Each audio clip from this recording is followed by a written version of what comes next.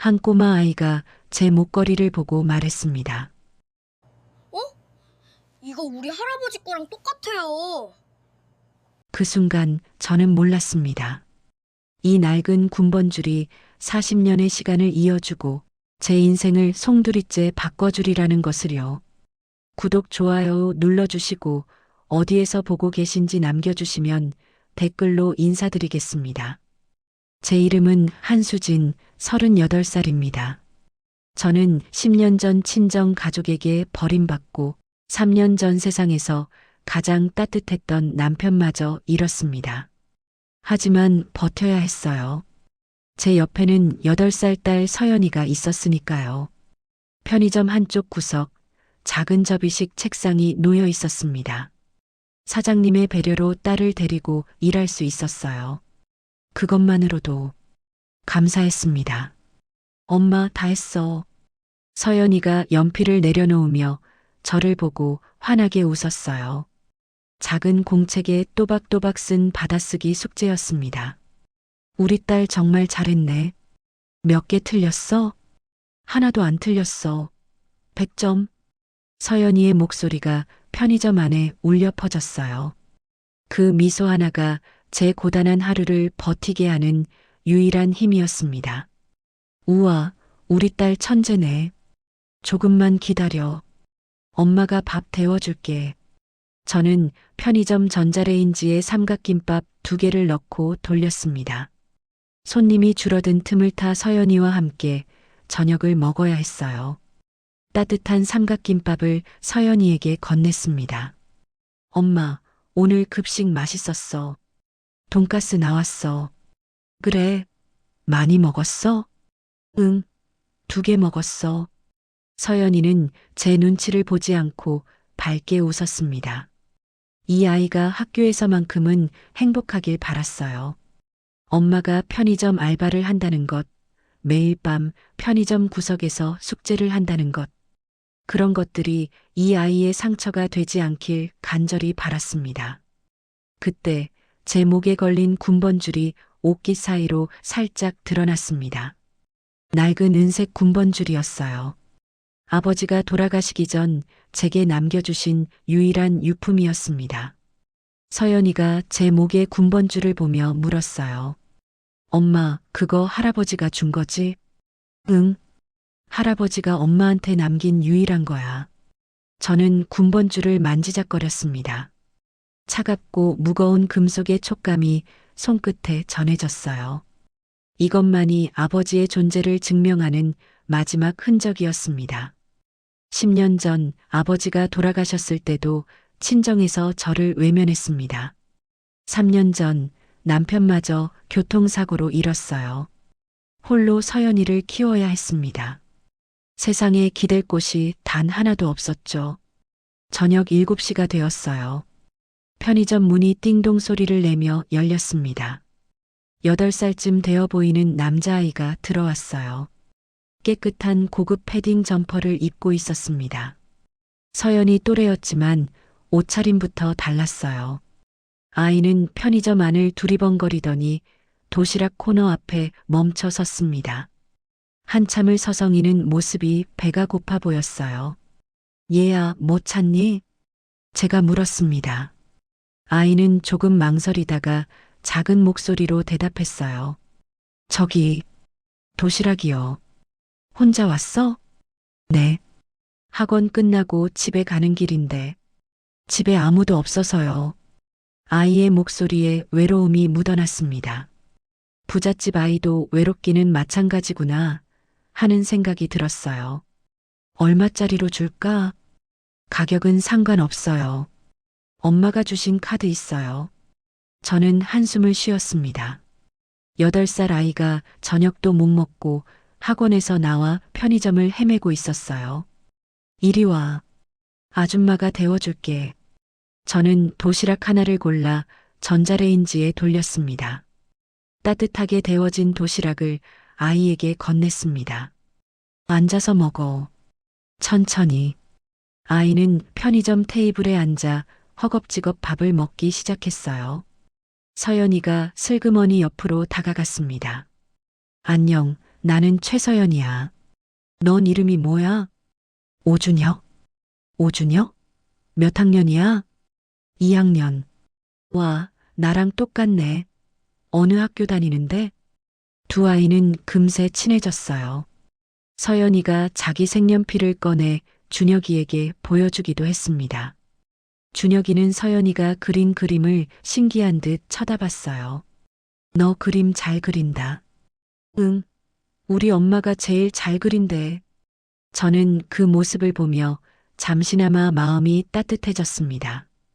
그때였어요. 물건을 정리하던 제 옷깃 사이로 목에 걸린 군번줄이 드러났습니다. 준혁이가 저를 쳐다보다가 갑자기 눈이 커졌어요. 아줌마, 그 목걸이. 응? 그거 우리 할아버지 거랑 똑같아요. 저는 무심하게 대답했습니다. 응, 이거 군번줄이야. 군대 다녀온 사람들 다 있어. 아니에요. 진짜 똑같아요. 준혁이가 자리에서 일어나 제게 다가왔어요. 한 번만 보여주세요. 그래, 그래. 저는 귀찮지만 군번줄을 준혁이에게 보여주었습니다. 준혁이가 군번줄을 자세히 들여다보더니 갑자기 소리쳤어요. 여기 우리 할아버지 이름 오성민이 있는데요. 오성민? 저는 약간 놀랐지만 대수롭지 않게 웃었습니다. 너희 할아버지 성함과 같다니 신기하네. 그리고요. 준혁이가 제 얼굴을 똑바로 쳐다봤어요. 저희 할아버지 군번줄에는요, 할아버지 이름이 아니라 한재희라는 이름이 적혀 있어요. 한재희.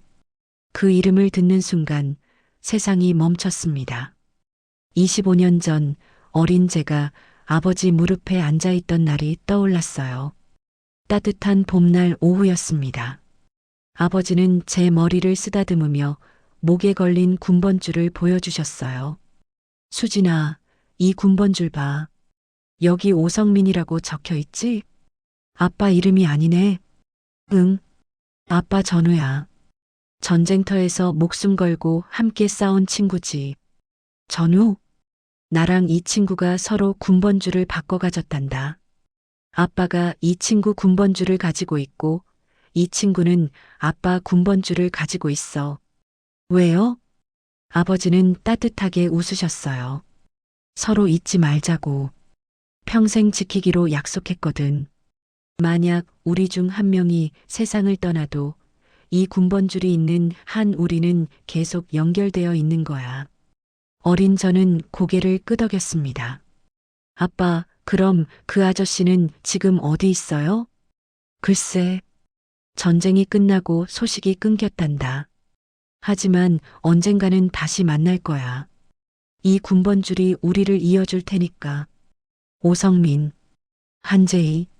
제 입술에서 두 이름이 흘러나왔어요. 아버지가 말씀하셨던 그 이름. 전우. 목숨을 나눈 전우. 철컹. 손에 들고 있던 물건이 바닥에 떨어졌습니다. 시간이 느리게 흐르는 것 같았어요.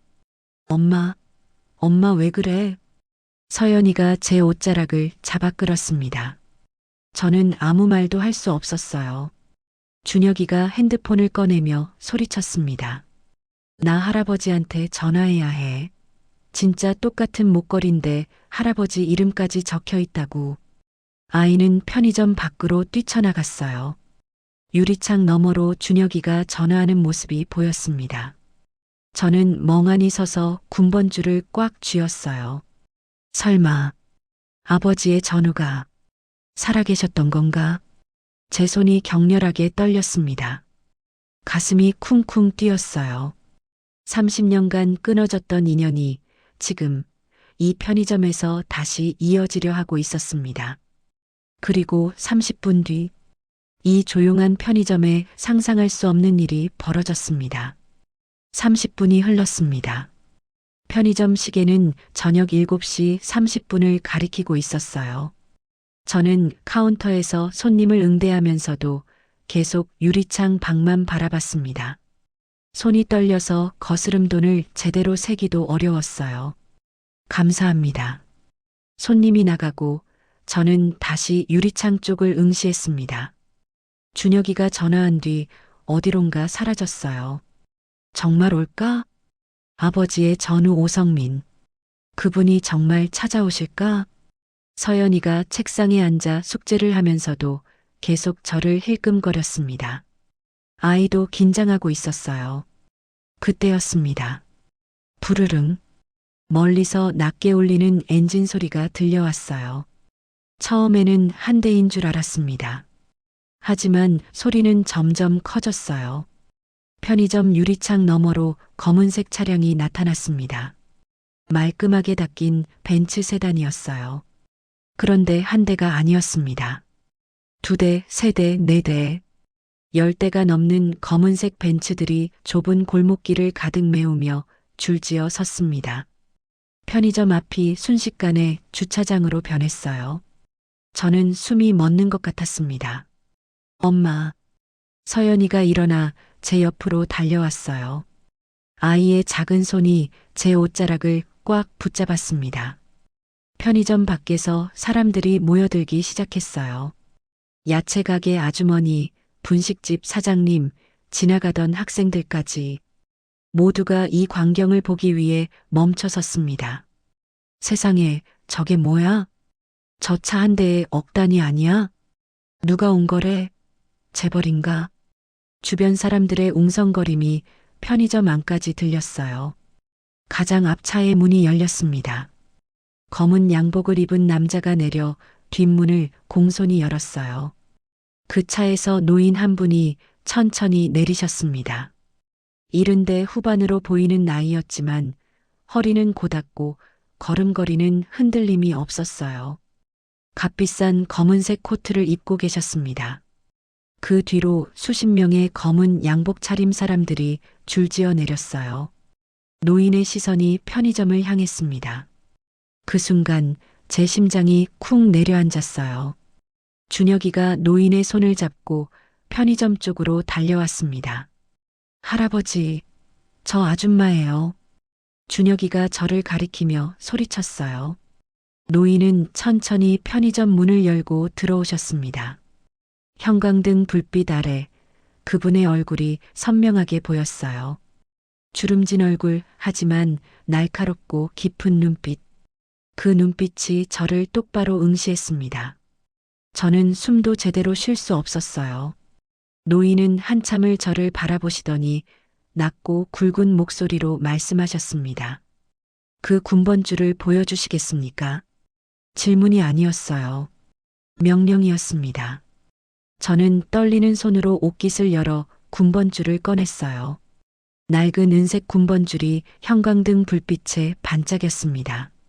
노인이 한 걸음 가까이 다가오셨어요. 그분의 눈빛이 군번줄에 고정되었습니다. 군번줄을 자세히 들여다보시더니 그분의 손이 미세하게 떨리기 시작했어요. 이름은 오성민 이라고 새겨져 있습니다. 제 목소리도 떨렸어요. 노인이 천천히 자신의 코트 안주머니에 손을 넣으셨습니다. 주변의 모든 소리가 사라졌어요.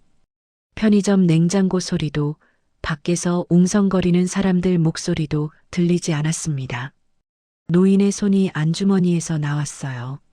그분의 손바닥 위에도 똑같이 낡은 은색 군번줄이 놓여 있었습니다. 제 것과 똑같았어요. 노인이 자신의 군번줄을 제 눈앞에 가져오셨습니다. 여기에 뭐라고 새겨져 있는지 읽어보시겠습니까? 저는 떨리는 눈으로 그 군번줄을 읽었어요.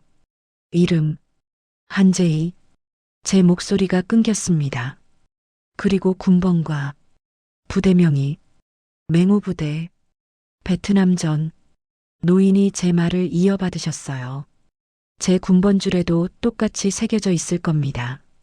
저는 황급히 제 군번줄을 다시 확인했어요. 정말로 거기에도 군번과 함께 맹호부대라는 글자가 희미하게 새겨져 있었습니다. 제이와 나는 베트남 정글에서 함께 싸웠습니다. 노인의 목소리가 낮게 울렸어요. 우리는 서로의 목숨을 구해줬죠. 그리고 전쟁이 끝나기 전 서로의 군번줄을 바꿔 가졌습니다. 살아서 다시 만나자고. 절대 잊지 말자고. 노인의 눈가가 붉어지기 시작했어요. 하지만 전쟁이 끝나고 연락이 끊겼습니다. 이름만 알고 어디 사는지 몰랐어요.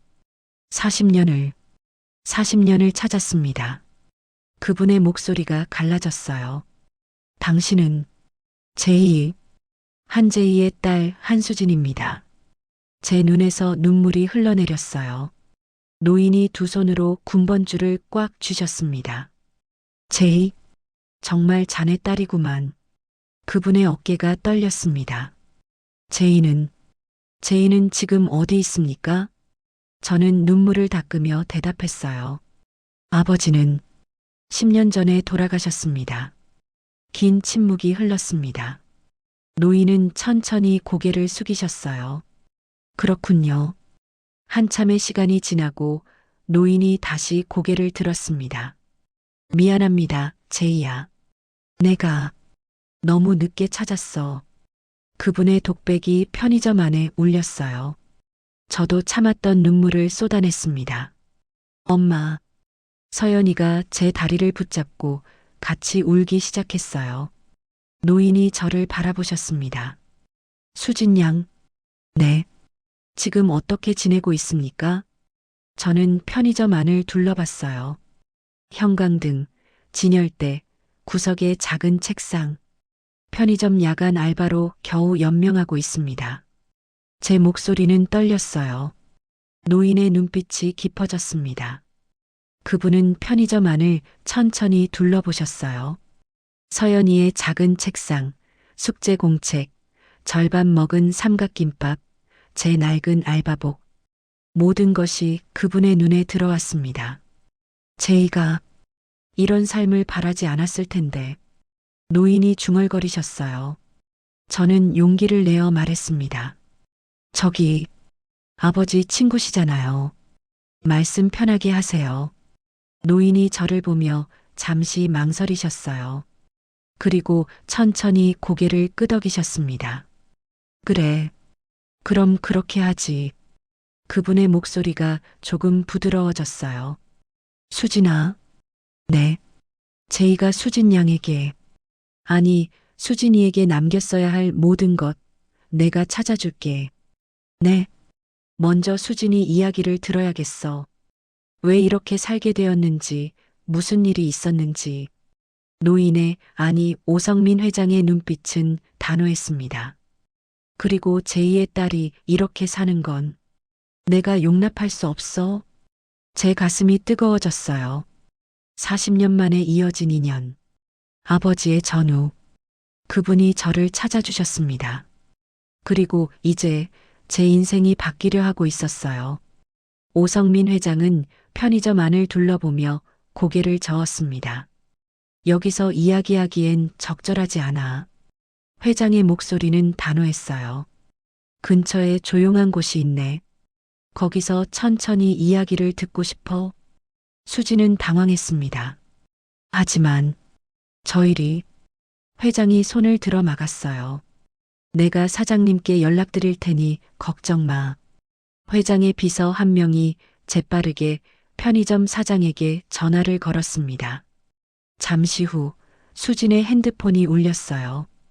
편의점 사장의 목소리가 들렸습니다. 수진 씨, 오늘은 그냥 가도 돼요. 무슨 일인지 모르겠지만 그분들이 뭔가 중요한 일이 있나 봐요. 걱정 말고 다녀와요. 수진은 떨리는 손으로 앞치마를 풀었습니다. 서연이는 여전히 작은 책상에 앉아 눈을 동그랗게 뜨고 있었어요. 엄마, 우리 어디가? 잠깐 다녀올 거야. 괜찮아. 수진이 서연이 손을 잡았습니다. 편의점 밖에는 여전히 검은 벤츠들이 줄지어 서 있었어요. 주변 상인들과 지나가던 사람들이 웅성거리며 이 광경을 지켜보고 있었습니다. 회장이 먼저 차에 올랐고 수진과 서연이도 뒷좌석에 탔어요. 서연이는 처음 타보는 고급차의 가죽 시트를 신기하게 만지작거렸습니다. 부드러워. 준혁이가 서연이 옆에 앉으며 웃었어요. 응, 우리 차는 다 이래. 차들이 일제히 출발했습니다.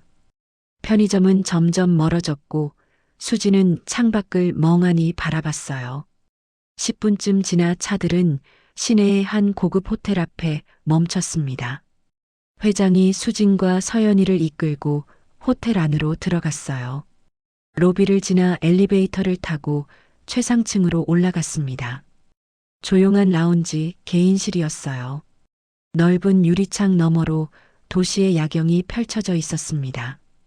따뜻한 차와 간단한 음료, 그리고 아이들을 위한 주스와 과자가 준비되어 있었어요.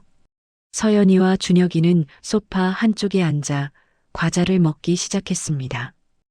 회장이 수진에게 권했어요. 앉게. 그리고 천천히 이야기해줘.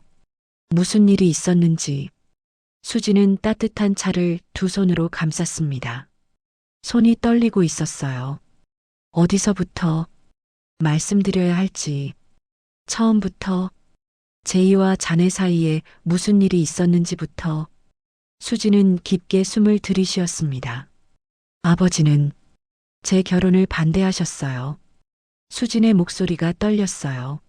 남편, 최정우는 중소기업에 다니는 평범한 직장인이었어요.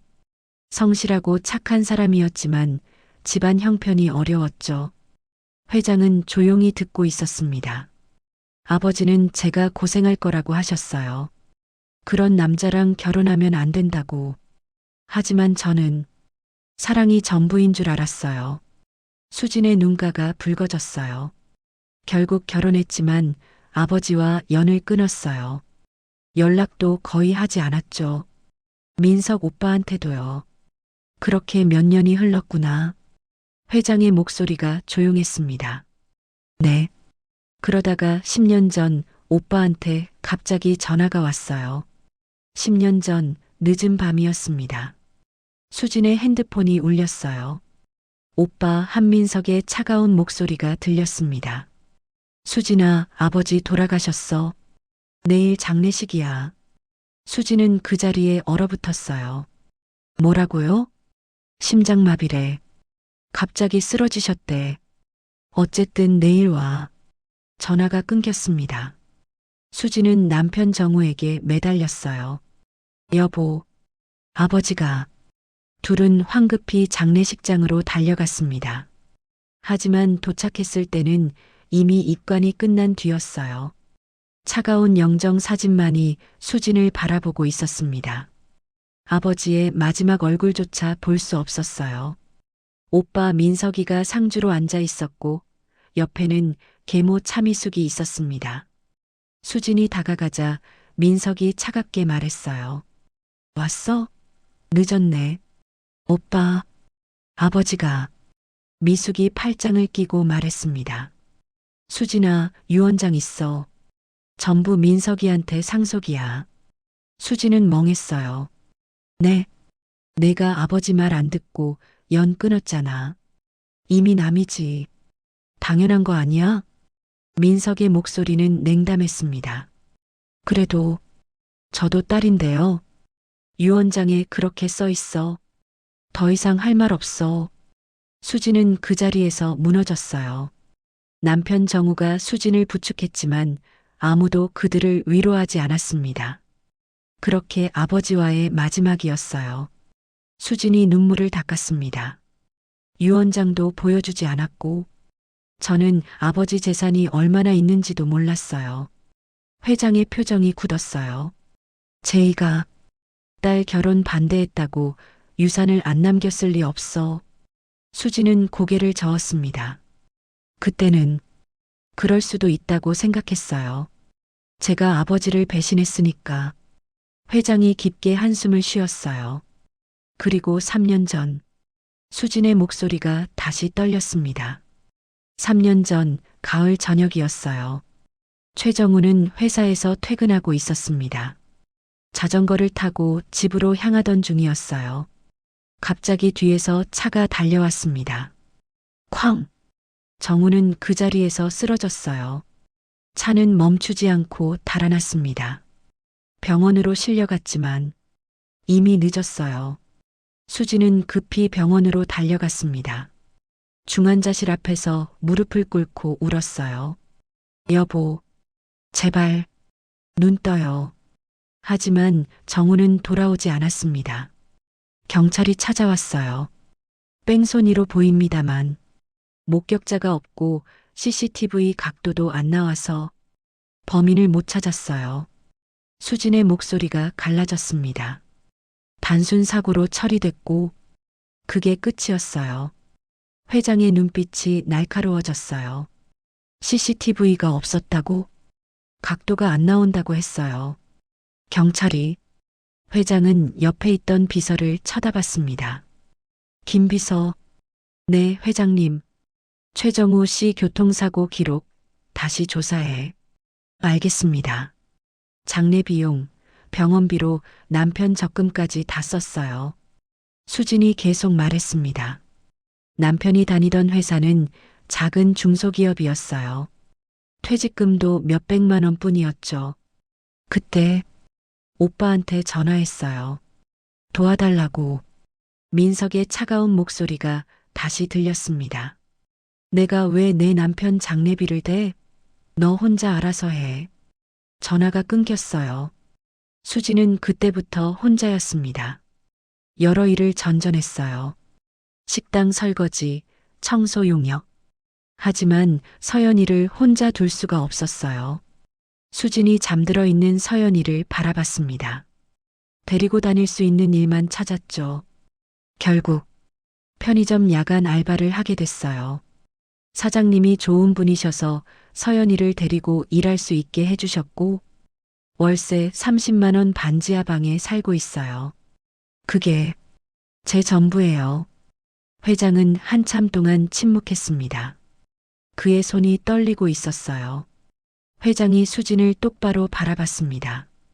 수진아, 아버지가 무슨 일 하셨는지 아니? 사업하신다고만 알고 있었어요. 자세히는 제이는 부동산에 관심이 많았지. 회장의 목소리가 무거웠어요. 40년 전 우리가 헤어질 때도 이미 땅을 여러 개 갖고 있었어. 서울 근교에. 그 후로도 계속 부동산 일을 했을 거야. 지금쯤이면 그 땅값이 얼마나 됐을지. 수진의 눈이 커졌습니다. 그런데 왜 제게는 뭔가 잘못됐어. 회장이 단호하게 말했어요. 유 원장, 말도 안 돼. 제이는 자네를 무척 아꼈을 거야. 결혼 반대했어도 딸은 딸이니까. 회장이 옆에 비서를 불렀습니다. 김 비서. 네, 회장님. 50대 남성인 김 비서가 노트를 꺼냈어요. 한재의 씨 사망 당시 재산 목록 전부 조사해. 유산 처리 과정, 유 원장 진위 여부도. 알겠습니다.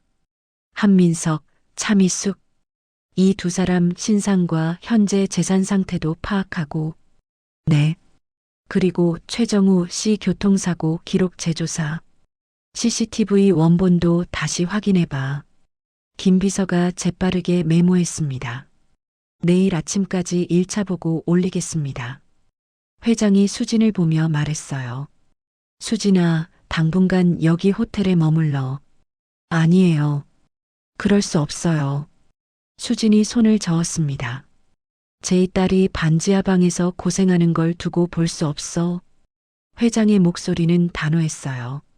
적어도 진실을 밝힐 때까지는 여기 있어야 해. 안전하게. 수진의 눈에서 눈물이 흘렀습니다. 회장은 소파에서 잠든 서연이를 바라봤어요. 이 아이만큼은 제대로 자라야지. 회장의 목소리에 따뜻함이 묻어났습니다. 그날 밤, 김 비서는 차 안에서 노트북을 열었어요. 화면에는 각종 문서들이 떠올랐습니다. 한재의 부동산 등기부등본. 김 비서의 눈이 한 줄에 멈췄어요. 소유자 변경 이력 한재의 한민석 10년 전. 김 비서의 눈빛이 날카로워졌습니다. 10년간 감춰진 진실이 서서히 드러나기 시작했어요.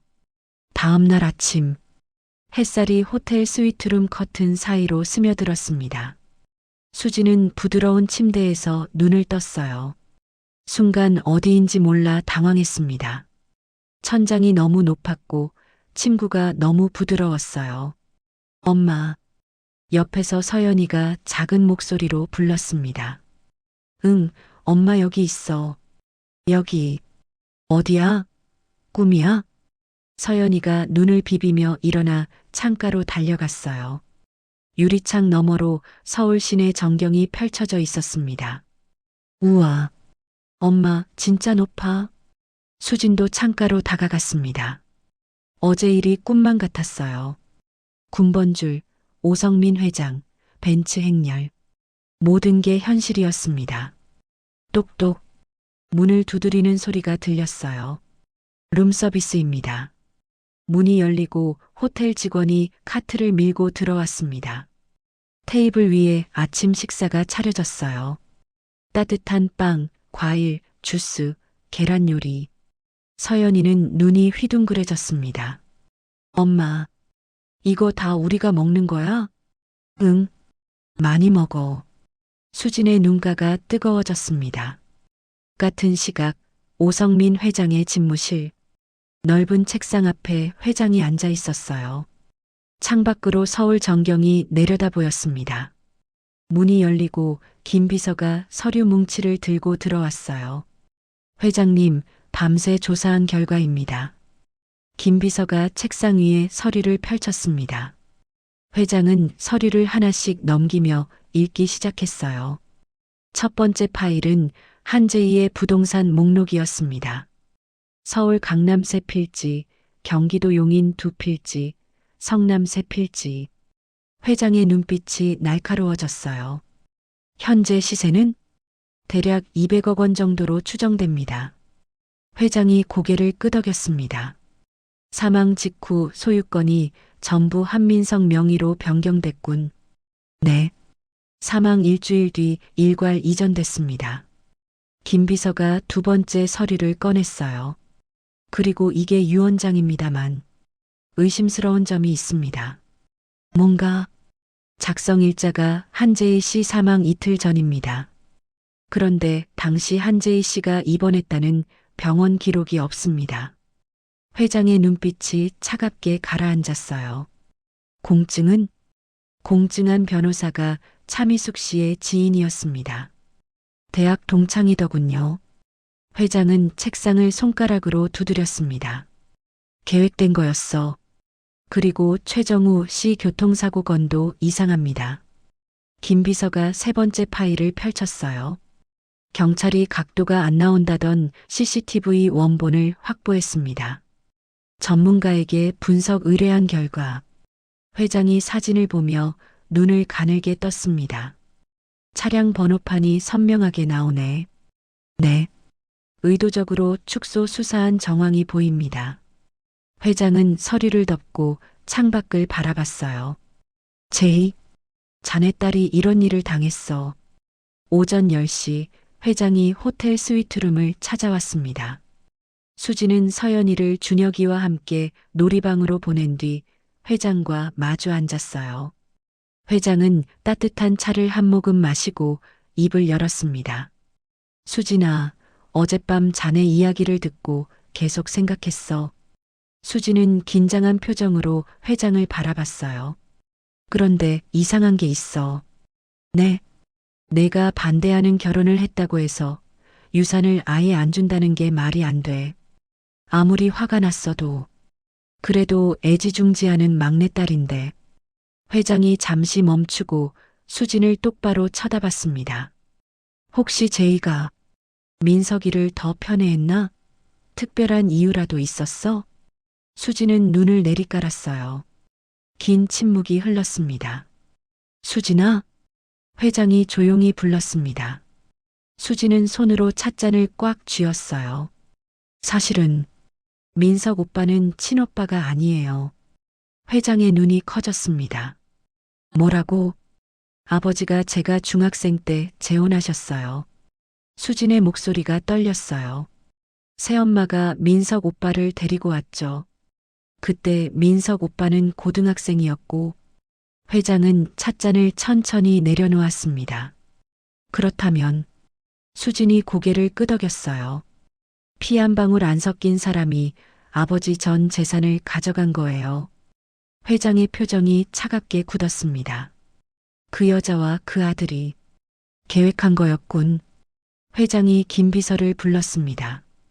김 비서가 서류를 들고 들어와 수진에게도 자료를 보여줬어요.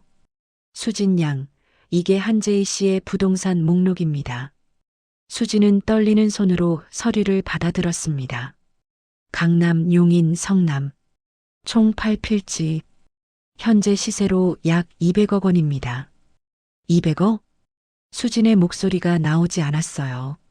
그렇게나? 회장이 말했습니다. 제이는 부동산에 눈이 밝았어. 우리가 베트남에서 헤어질 때도 이미 땅을 여러 개 갖고 있었지. 40년 동안 더 불렸을 거야. 수지는 서류를 보며 눈물이 흘렀습니다. 그리고 이건 유 원장 분석 결과입니다. 김 비서가 다음 파일을 넘겼어요. 작성 시점이 의심스럽고 공증 변호사가 차미숙 씨 지인입니다. 위조 가능성이 높습니다. 더 있습니다. 김 비서가 마지막 파일을 꺼냈어요. 최정우 씨 교통사고 CCTV 원본입니다. 화면 속 사진에는 차량 번호판이 선명하게 찍혀 있었습니다. 경찰이 이걸 보고도 못 찾았다고 했어요? 수진의 목소리가 떨렸습니다. 의도적으로 축소 수사한 겁니다. 회장이 단호하게 말했어요. 같은 시각 강남의 한 고급 아파트. 넓은 거실에서 수진의 의붓 오빠 한민석이 골프 연습을 하고 있었습니다. 현관문이 열리고 계모 차미숙이 명품 쇼핑백을 잔뜩 들고 들어왔습니다. 민석아, 오늘 백화점에서 대박 쳤어. 미숙이 신이 나서 쇼핑백을 소파에 던졌어요. 엄마, 이번 달 카드값 또 8천 넘었어. 민석이 골프채를 내려놓으며 말했습니다. 뭐 어때? 우리 돈 많잖아. 미숙이 웃으며 와인을 따랐어요. 그러게. 한재희 덕분에 잘 먹고 잘 살지 뭐. 둘은 와인잔을 부딪히며 웃었습니다. 그때 민석의 핸드폰이 울렸어요. 화면에 김 변호사라는 이름이 떴습니다. 민석의 표정이 굳어졌어요. 여보세요? 전화기 너머로 급한 목소리가 들렸습니다. 민석 씨, 큰일 났습니다. 한재의 딸 수진 씨가 오성민 회장과 접촉했다는 정보가 들어왔어요. 민석의 얼굴이 하얗게 질렸습니다. 뭐라고요? 미숙이 민석의 표정을 보고 다가왔어요. 무슨 일이야? 민석은 전화를 끊고 주저앉았습니다. 망했어. 수진이가 오성민 회장이랑. 오성민? K그룹 오성민 말하는 거야? 미숙의 목소리도 떨렸어요. 그 사람이 왜? 민석은 손으로 머리를 감쌌습니다. 모르겠어. 근데 오성민이면 우리 끝났어. 둘의 얼굴에 공포가 번졌습니다. 호텔 스위트룸. 회장이 수진을 바라보며 말했습니다. 법적으로 되찾아야 해. 모든 증거를 확보할 거야. 정말 가능할까요? 수진의 목소리가 떨렸어요. 제2의 딸이 정당한 상속자야. 반드시 되찾아 줄게. 회장의 목소리는 단호했습니다. 김 비서가 말했어요. 먼저 유 원장 무효 소송부터 시작하겠습니다. 그리고 최정우 씨 사건도 재수사 요청하겠습니다. 회장이 창밖을 바라보며 말했어요. 이제부터 전쟁이야. 수지는 눈물을 닦으며 고개를 끄덕였습니다. 10년간 감춰진 진실이 드러나기 시작했어요. 그리고 복수의 시간이 다가오고 있었습니다. 일주일이 지났습니다. K그룹 법무팀이 움직이기 시작했어요. 서울중앙지방법원의 유 원장 무효 확인 소송이 접수되었습니다. 원고 한수진, 피고 한민석, 차미숙, 강남 고급 아파트, 민석의 집 현관 초인종이 울렸어요. 등기우편입니다. 민석이 문을 열고 서류를 받았습니다. 하얀 봉투였어요. 뜯어보는 순간 민석의 얼굴이 하얗게 질렸습니다. 법원 출석 통지서. 사건명 유언장 무효 확인의 소. 엄마. 민석이 소리쳤어요. 거실에서 드라마를 보던 미숙이 황급히 달려왔습니다. 왜 그래? 이거 봐. 민석이 떨리는 손으로 서류를 내밀었어요. 미숙이 서류를 읽더니 얼굴이 굳었습니다. 수진이가 감히. 미숙의 목소리가 떨렸어요. 민석은 소파에 주저앉았습니다. K그룹 법무팀이래. 오성민 회장이 뒤에 있어. 어떻게. 미숙도 옆에 털썩 앉았어요. 민석이 핸드폰을 꺼내 급히 전화를 걸었습니다. 김 변호사님? 저 한민석입니다. 법원 통지서 받았는데요. 이틀 후 고급 법률사무소. 민석과 미숙이 변호사 앞에 앉아 있었어요.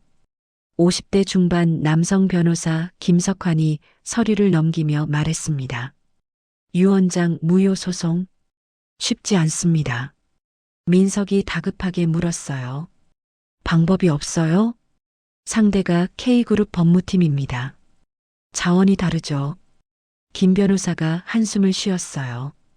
그래도 우리도 논리는 있어요. 미숙이 앞으로 몸을 기울였습니다. 뭔데요? 수진 씨가 한재혜 씨와 연을 끊었다는 점. 수년간 연락도 없었고 결혼도 반대를 무릅쓰고 했죠. 김 변호사가 메모를 보며 말했어요. 이걸 부각시키면 유언장이 타당하다고 주장할 수 있습니다. 민석이 고개를 끄덕였어요. 맞아. 수진이가 아버지 말 안 듣고 연 끊은 거 맞아요. 미숙도 거들었습니다. 그리고 장례식에도 늦게 왔어요. 관심도 없었다고요. 김 변호사가 펜을 두드리며 말했습니다. 그 방향으로 준비하겠습니다. 하지만 쉽지 않을 겁니다. 같은 시각 K그룹 본사법무팀.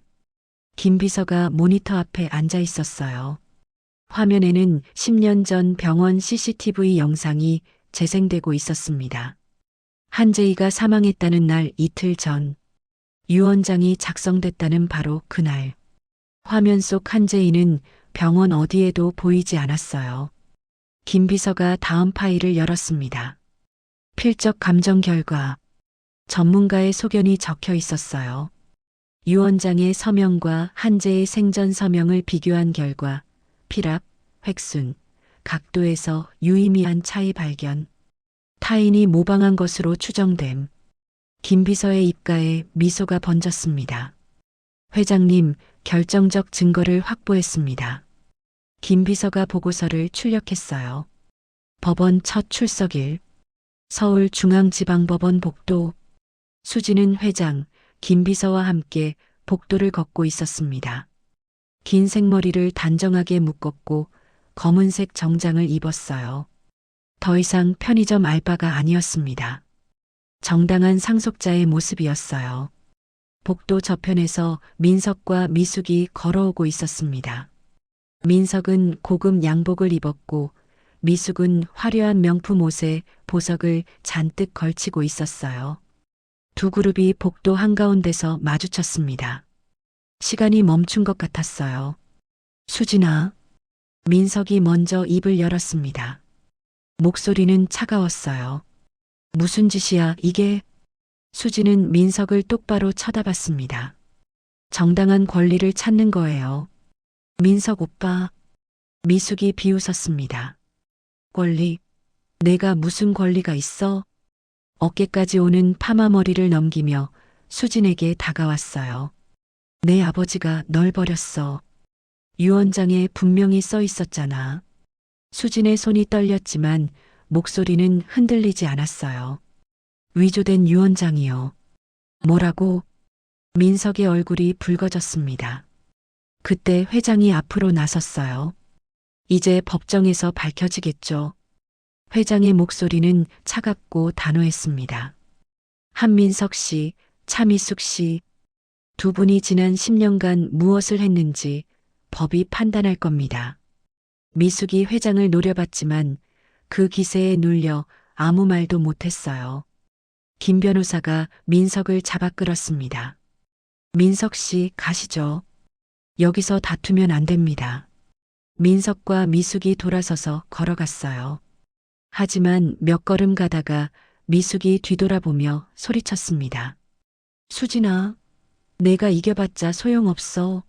넌 아버지한테 버림받은 애야. 수진의 눈에서 눈물이 흘렀지만 고개는 끄덕이지 않았어요. 회장이 수진의 어깨에 손을 얹었습니다. 괜찮아. 진실은 밝혀질 거야. 법정 문 앞. 수진, 회장, 김 비서가 나란히 섰습니다. 안에서는 판사와 서기들이 준비하고 있었어요. 수진의 손이 떨렸습니다. 회장이 수진을 바라보며 말했어요. 수진아, 이제 정의를 되찾을 시간이야. 수진은 깊게 숨을 들이쉬었습니다. 네. 법정 문이 열렸어요. 재판이 시작되려 하고 있었습니다. 10년간 감춰진 진실이 드러날 순간 수진은 고개를 들고 법정 안으로 걸어 들어갔습니다. 법정 안은 긴장감으로 가득했습니다. 판사가 망치를 두드렸어요. 이제 판결을 선고하겠습니다. 방청석에 앉은 수진의 손이 떨렸습니다. 옆에 앉은 오성민 회장이 수진의 손을 가만히 잡아주었어요. 민석과 미숙은 피고인석에서 창백한 얼굴로 앉아 있었습니다. 판사가 서류를 넘기며 말을 이어갔어요. 원고 측이 제출한 증거를 검토한 결과 한재희 씨 명의의 유언장은 위조된 것으로 판단됩니다. 민석의 얼굴이 하얗게 질렸어요. 첫째, 유언장에 기재된 서명은 한재희 씨 본인의 필적이 아닙니다. 둘째, 공증 사무소의 CCTV에는 한재희 씨의 출입 기록이 없으며, 셋째, 공증 담당 변호사 김모 씨의 계좌에서 피고인 차미숙 씨로부터 3천만 원의 입금 내역이 확인되었습니다. 법정이 술렁였다. 판사는 다시 망치를 두드렸다. 이에 따라 피고인 차미숙과 민석은 한재희 씨의 상속을 부당하게 조작한 혐의가 인정됩니다. 민법 제1004조에 따라 상속 결격자로 판단합니다. 따라서 한재희 씨의 전 재산은 법정 상속인 친딸 한수진에게 귀속됨을 선고합니다. 판사의 망치가 내려쳤습니다. 수진은 그 자리에서 눈물을 쏟았어요. 회장이 수진의 어깨를 토닥였습니다. 잘했어, 수진아. 제이가 기뻐할 거야. 민석과 미숙은 고개를 떨군 채 법정을 빠져나갔습니다. 법정이 끝나고 복도. 수진은 회장, 김 비서와 함께 서 있었어요. 이제 끝인가요? 수진이 물었습니다. 회장은 고개를 저었어요. 아직 끝난 게 아니야.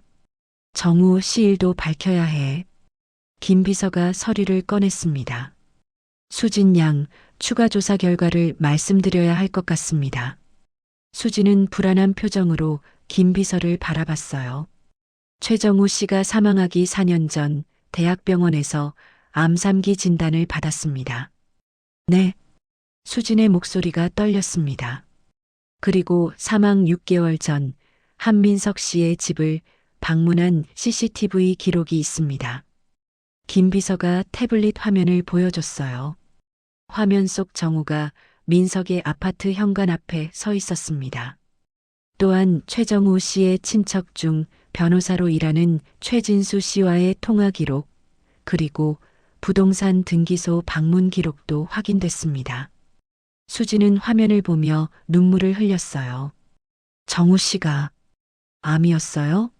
그런데 왜 저한테? 회장이 말했습니다. 자네를 걱정했겠지. 서연이도 어렸고, 그리고 이게 가장 중요합니다. 김 비서가 다음 자료를 펼쳤어요. 교통사고 차량의 소유주를 추적한 결과 한민석 씨의 지인 박모 씨로 확인됐습니다. 박모 씨를 압박한 결과 자백을 받아냈습니다. 수진의 손이 떨렸습니다. 뺑소니가 계획된 거였어요? 네.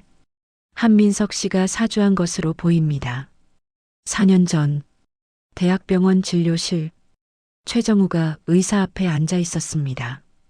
검사 결과가 좋지 않습니다. 췌장암 3기입니다. 의사의 목소리가 무겁게 울렸어요. 정우는 멍하니 서류를 바라봤습니다. 적극적인 치료가 필요합니다. 항암 치료를 시작하시죠.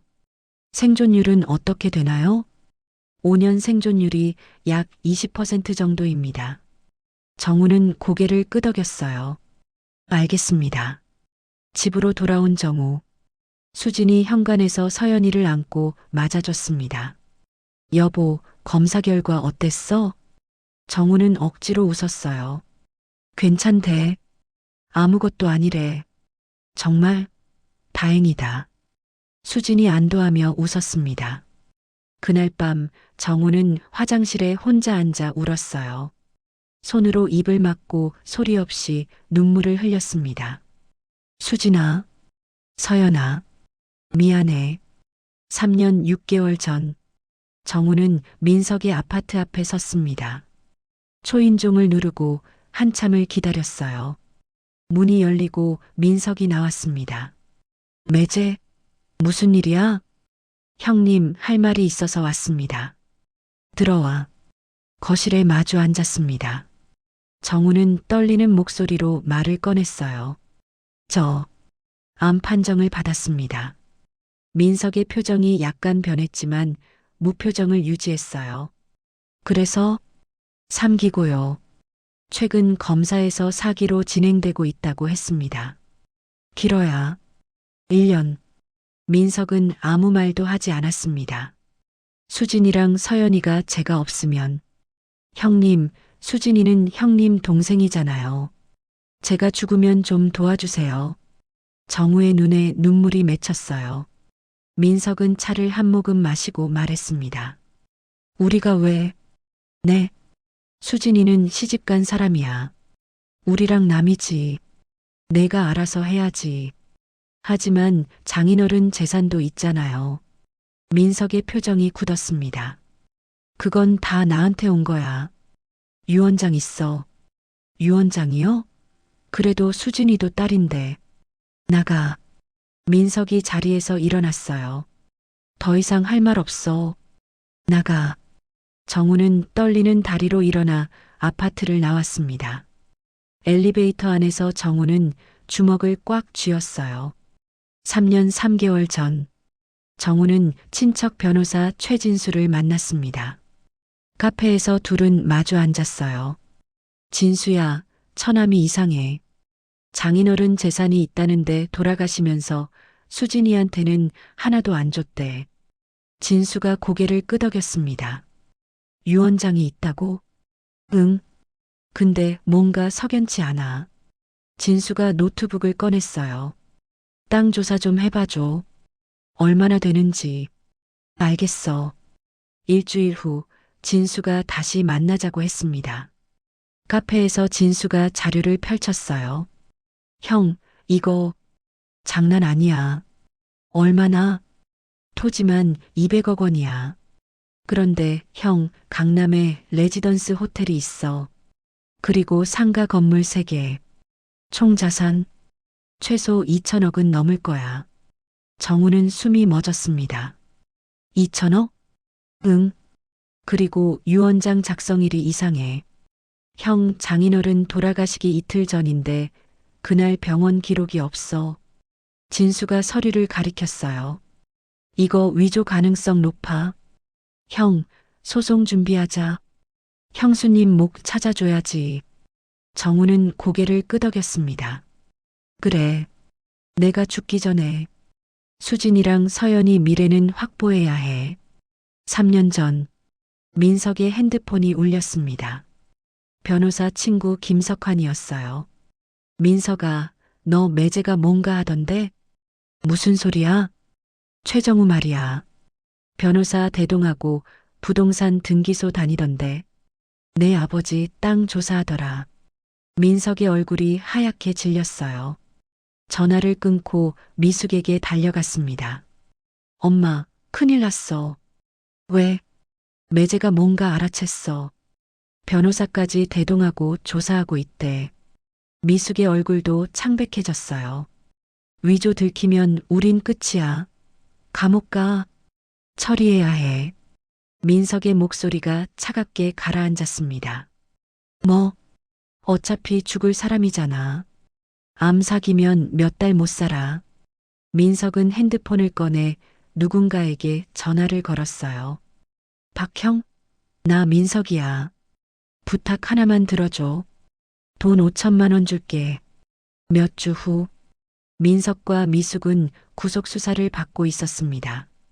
같은 법원, 형사법정. 죄수복을 입은 민석과 미숙이 수갑을 찬 채 피고인석에 들어왔어요. 형사재판이 진행되고 있었습니다. 검사가 일어나 말했어요. 피고인 한민석은 최정우 씨가 유산 관련 진실을 알게 되자 이를 은폐하기 위해 살해를 계획했습니다. 방청석의 수진이 눈물을 흘렸어요. 증거 첫 번째, 최정우 씨의 암 진단서입니다. 췌장암 3기에서 4기로 진행 중이었습니다. 화면에 진단서가 떴습니다. 두 번째, 피고인 한민석의 아파트를 방문한 CCTV 기록. 사망 6개월 전입니다. 세 번째, 친척 변호사 최진수 씨의 증언. 최정우 씨가 유산 조사를 의뢰했고 소송 준비 중이었다고 진술했습니다. 네 번째, 교통사고 차량 소유주 박모 씨의 자백. 한민석 피고인이 5천만 원을 주고 사고를 의뢰했다고 진술했습니다.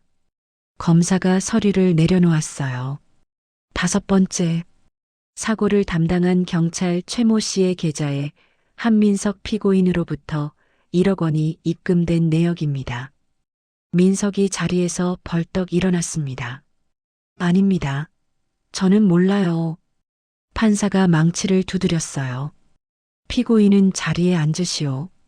검사가 계속 말했습니다. 박모 씨가 모든 것을 자백했습니다.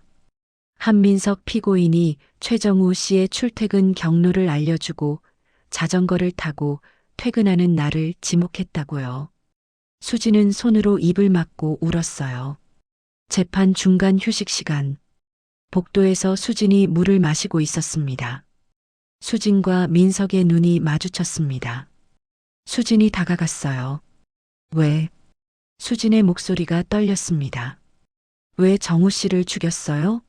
도와달라고 오빠한테 매달린 것 뿐이잖아요. 민석은 차갑게 웃었어요.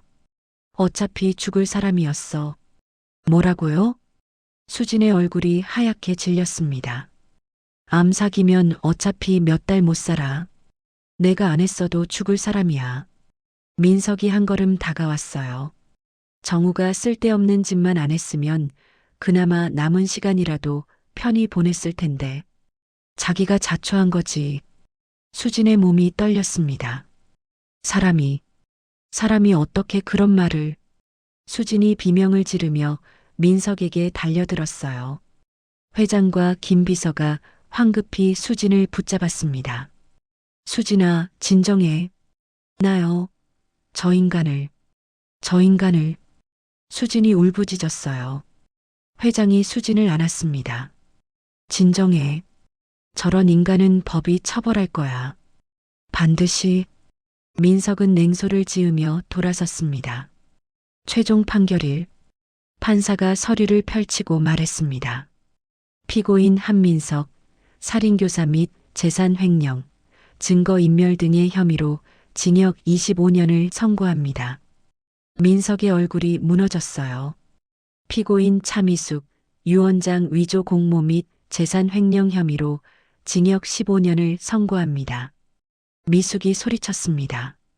재판장님, 저는 억울합니다.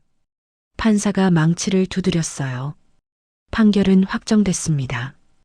교도관들이 민석과 미숙에게 수갑을 채웠습니다. 민석아. 미숙이 울부짖었지만 둘은 각각 끌려나갔어요. 수지는 방청석에서 회장의 어깨에 기대 눈물을 흘렸습니다. 끝났어, 수진아. 이제 끝났어. 회장이 수진의 머리를 쓰다듬었어요. 1년 후, 계절이 4번 바뀌었습니다. 강남의 새로운 건물 앞, 유리 외벽의 현대적인 건물이었어요. 입구에 큰 간판이 걸려 있었습니다. 한재의 재단 마이너스 한부모 가정지원센터. 건물 안 넓은 로비. 수진이 단정한 정장을 입고 직원들과 회의를 하고 있었습니다. 다음 달부터 지원 가정을 30가구 더 늘리겠습니다. 취업 교육 프로그램도 확대하고요. 직원들이 고개를 끄덕였어요. 한쪽에서는 아이들이 방과 후 교실에서 공부하고 있었습니다. 서연이도 그 안에 있었어요. 9살이 된 서연이는 다른 아이들에게 그림 그리는 법을 가르쳐 주고 있었습니다. 이렇게 하면 예쁜 꽃이 돼. 서연이가 웃으며 말했어요. 문이 열리고 오성민 회장이 들어왔습니다. 수진이 반갑게 맞이했어요. 회장님 오셨어요? 잘하고 있구나. 제이가 자랑스러워할 거야. 회장이 주변을 둘러보며 말했습니다. 아버지가 꿈꿨던 일이에요. 어려운 사람들 돕는 거. 수진의 눈가가 촉촉해졌어요. 주말 오후, 수진과 서연이 그리고 회장이 함께 차를 타고 갔습니다. 서울 외곽의 조용한 묘역. 가을 햇살이 따뜻하게 내리쬐고 있었어요. 2개의 묘비가 나란히 서 있었습니다. 한재희, 최정우. 수진은 무릎을 꿇고 앉아 꽃을 놓았습니다. 아버지 왔어요. 수진의 목소리가 떨렸어요. 정의를 되찾았어요. 아버지 재산도 돌려받았고 민석 오빠랑 새엄마도 벌 받았어요. 수진이 옆 묘비를 쓰다듬었습니다. 정우 씨는 정말 좋은 사람이었어요. 저와 서연이를 위해서 암에 걸려서도 우리 걱정만 했어요. 눈물이 흘러내렸어요. 미안해요. 제가 몰라서 당신이 그렇게 아팠는데. 서연이도 아빠 묘비 앞에 무릎을 꿇었습니다. 아빠, 나 요즘 그림 진짜 잘 그려. 선생님이 칭찬했어. 서연이의 작은 목소리가 울렸어요. 회장도 다가와 한재희의 묘 앞에 섰습니다. 제이야, 약속 지켰어. 내 딸 잘 지켰어. 회장의 목소리가 무겁게 울렸어요. 2천억이 넘는 재산 다 찾아줬고 악인들도 벌 받았어.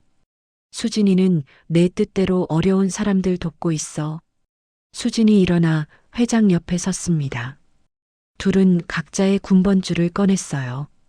수진의 것에는 오성민이, 회장의 것에는 한재희가 새겨져 있었습니다. 2 군번줄을 잠시 나란히 놓았어요. 이제 아버지와 회장님 다시 만나셨네요. 40년 만에. 수진이 미소를 지으며 말했습니다. 그래. 이제 편히 쉬렴, 제이야. 회장이 군번줄을 가슴에 품었어요. 수진도 자신의 군번줄을 목에 다시 걸었습니다. 서연이가 수진의 손을 잡았어요. 엄마, 우리 집에 가자. 응, 가자. 3사람이 천천히 묘역을 걸어 나왔습니다. 푸른 하늘 아래 그들의 뒷모습이 햇살 속으로 사라졌어요. 정의는 늦었지만 반드시 찾아옵니다. 그리고 사랑하는 사람들의 희생은 결코 헛되지 않습니다.